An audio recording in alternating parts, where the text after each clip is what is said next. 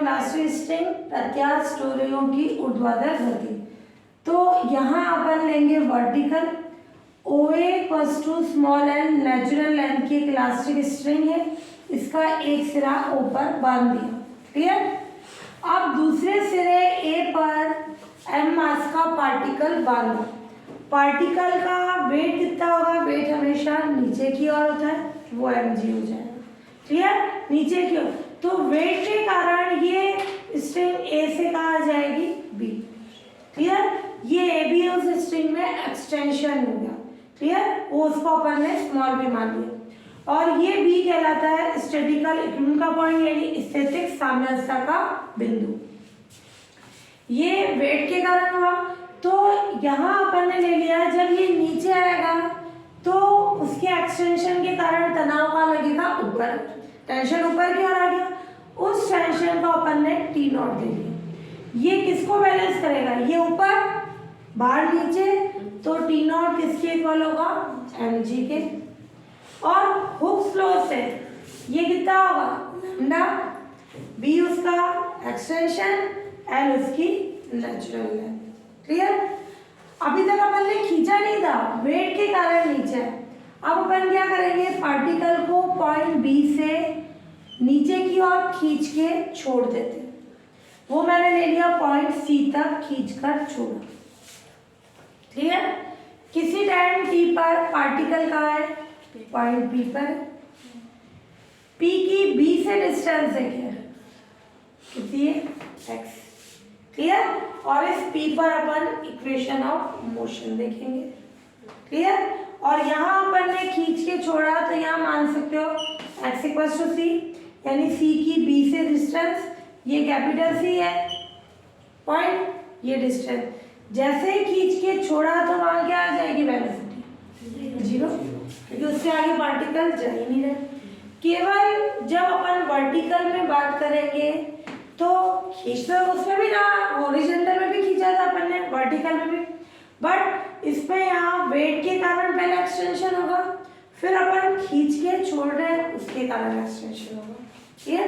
तो ये ले रहे हैं let OA equals to small a L natural length की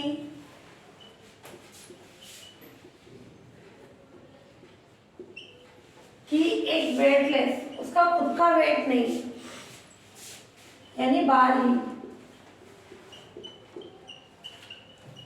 स्ट्रिंग है ना, वेटलेस है, और इसका एक सिरा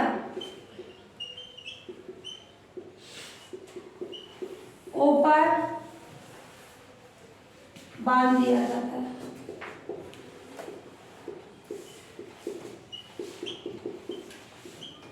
एंड दूसरे सिरे A पर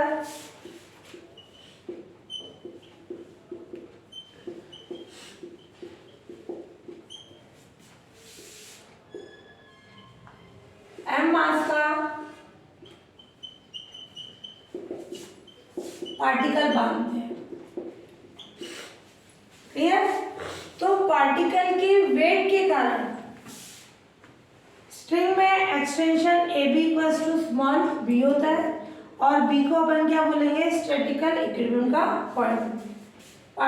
तो m मास का पार्टिकल बांधते हैं, तब पार्टिकल के वेट के कारण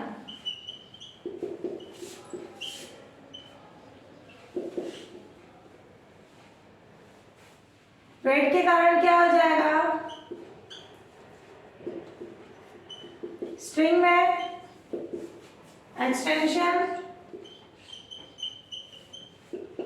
AB equals to small b होता है, और पॉइंट B को स्टैटिकल इक्विलिब्रियम का पॉइंट बोलते हैं।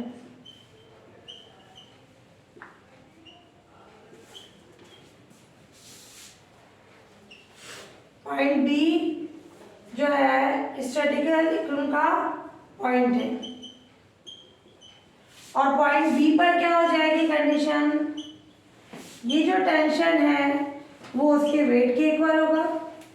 हमेशा ऊपर और नीचे अगर ये साम्यावस्था में है तो दोनों बल क्या होते हैं आपस में बराबर, कि जितना नीचे लग रहा है उतना ही ऊपर लगेगा, तभी वो आगे नहीं बढ़ पाएगा, है ना। तो टी नॉट एम जी के पर, और हुक्स लॉ से ये क्या हो जाएगा, लैम्डा इसकी मॉड्यूलस ऑफ इलास्टिसिटी, ये बी अपॉन एल की कंडीशन, क्लियर, ये हो गई कंडीशन। अब पार्टिकल को क्या करते हैं,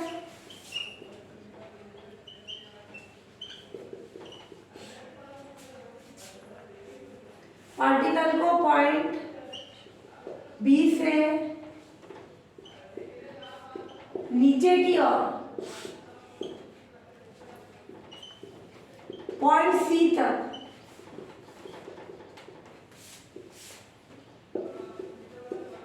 खींचकर छोड़ देते हैं, और किसी टाइम टी पर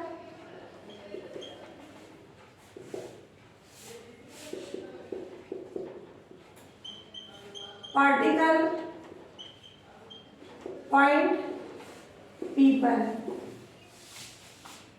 तो पॉइंट पी पर टेंशन क्या होगा,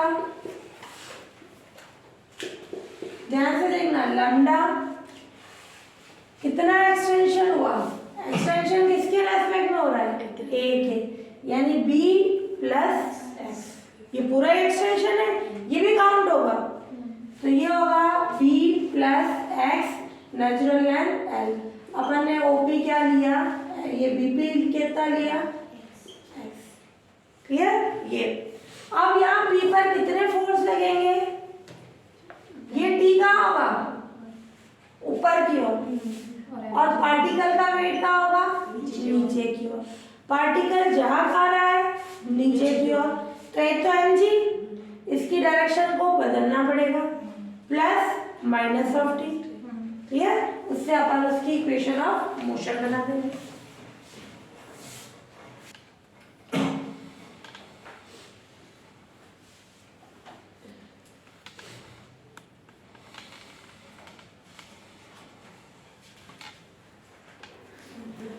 हाँ, अब पॉइंट बी पर इक्वेशन ऑफ मोशन क्या होगी,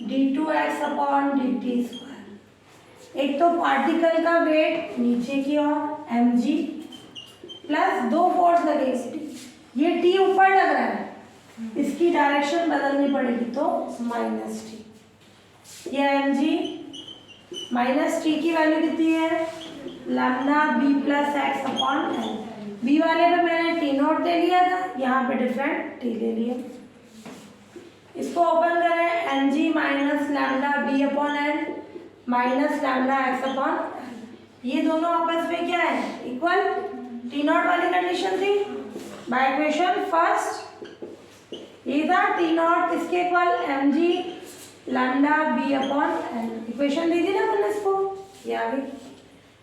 तो अब आ गया D two X upon D T square, इसका एम में इधर डिवाइड करा, ये एल एम ये एक्स, जो कि किसकी फॉर्म हो गई, एस एच एम की।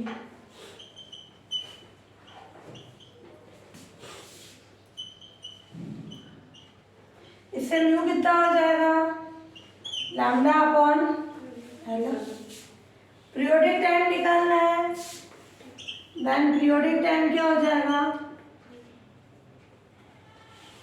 रुको पीरियोडिक टाइम आगे वाली कंडीशन बताओ, ध्यान से देखना, अब दो केस होंगे यहाँ पे, स्मॉल बी है स्मॉल सी, ठीक है, स्मॉल बी किसके कारण आया, पार्टिकल के वेट के कारण, क्लियर, स्मॉल सी अपन ने खींच के छोड़ा, क्लियर। अगर अपना बी बड़ा है सी से, बी ग्रेटर देन सी, मान लो बी 1 सेंटीमीटर, क्लियर, सी अपना है, इसको मान लो सॉरी बी को 5 सेंटीमीटर, ये बता, तो जब अपना b ग्रेटर देन c है, तो मैंने यहाँ खींच के छोड़ा, ये 1 सेंटीमीटर है, तो ये 1 सेंटीमीटर नीचे है, तो इस b, ये एस एच एम किसके रेस्पेक्ट में हो रही है, b, जो x क्या आ रहा है, ये x था, x किसके रेस्पेक्ट में, b के। तो यहाँ जो SHM होगी वो b के रेस्पेक्ट में होगी, b SHM का सेंटर होगा। सेंटर का मतलब इधर वाली जो डिस्टेंस होगी पॉजिटिव, ऊपर वाली जो होगी नेगेटिव। क्लियर। तो जब मैं बोल रही हूँ कि b c से बड़ा है, तो जब मैंने स्ट्रिंग को खींच के छोड़ा, ये लेंथ 1 है। क्लियर। तो उस कंडीशन में क्या हो जाएगी, ये वापस 1 सेंटीमीटर तक ऊपर जाएगा। तो यानी उसकी मोशन a और c के बीच में ही होगी। जैसे मैंने डायग्राम से अभी c बड़ा करा था, जैसे ये स्ट्रिंग, ये c है, ये b, ये स्मॉल b, और ये c अपना ये इतना सा। तो जो इतने डिस्टेंस ये नीचे आया उतनी डिस्टेंस ऊपर तक जाएगा।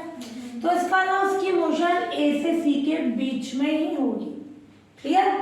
पर जब अगर मैं बोलूं कि ये c बड़ा है, जैसे ये b, ये c b से बड़ा है, तो उस कंडीशन में क्या है, ये जितनी दूरी नीचे आया उतनी ही तो ऊपर जाएगा।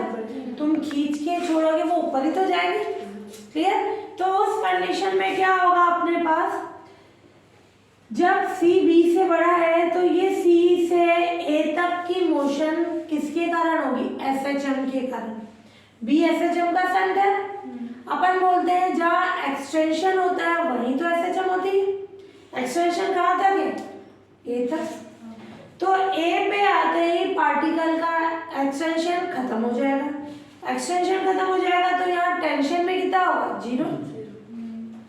अब यहाँ 0 हो जाएगा तो पार्टिकल a पे जो वेलोसिटी होगी, उस वेलोसिटी के कारण, ग्रेविटेशनल के कारण ऊपर की ओर जाएगा, गुरुत्वाकर्षण के कारण वो ऊपर की ओर जाएगा।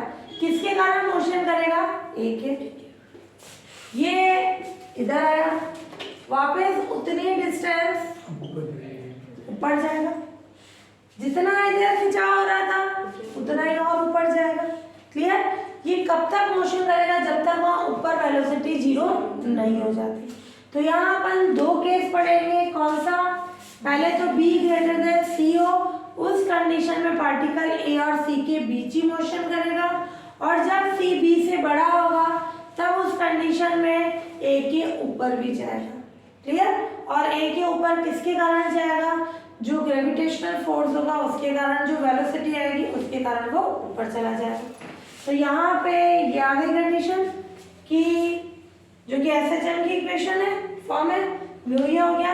और पार्टिकल इसमें SHM का सेंटर कौन हो जाएगा, B। इसमें SHM का सेंटर B है, ये जरूर लिखना, कैपिटल B है। क्लियर। और फिर से कंडीशन निकाल लें, दो केस बना दें। इसको इक्वेशन सेकेंड दे देना। अब अपन ले रहे हैं कि पार्टिकल जब केस फर्स्ट, जब अपना b क्या हो, c से बड़ा हो। क्लियर। देन पार्टिकल की मोशन जो होगी a से c के बीच में ही होगी, है ना। पार्टिकल की मोशन a से c के बीच में होगी, और वह मोशन कैसी होगी, SHM, क्योंकि जहाँ एक्सटेंशन, यहाँ से एक्सटेंशन ही तो है, और वह मोशन SHM होगी। और SHM का पीरियोडिक टाइम क्या हो जाएगा, जो उसका आवर्तकाल है वो कितना हो जाएगा, t 2π/√μ। टी मत शो करो, उससे तुम कंफ्यूज हो जाओगे, ऑलरेडी टी है ना, लैंग्वेज में लिख रहे हैं। तो 2π अपने पास ये, तो √LM/λ ये हो गया। दूसरा केस है जब अपना क्या हो, केस सेकेंड, जब c b से बड़ा हो। क्लियर। तब उस केस में पार्टिकल a के ऊपर भी जाएगा। तब उस केस में, इस केस में पार्टिकल ए के ऊपर जाता है।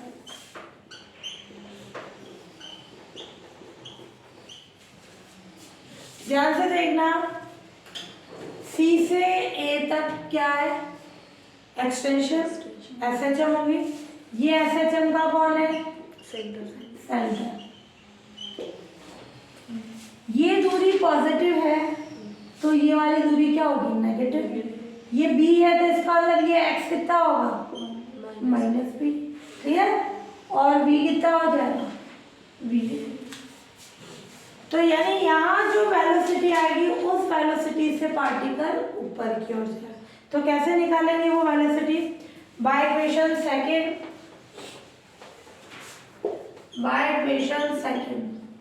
ये क्या हो जाएगा, v dv upon dx minus lambda upon lm ये x, और v dv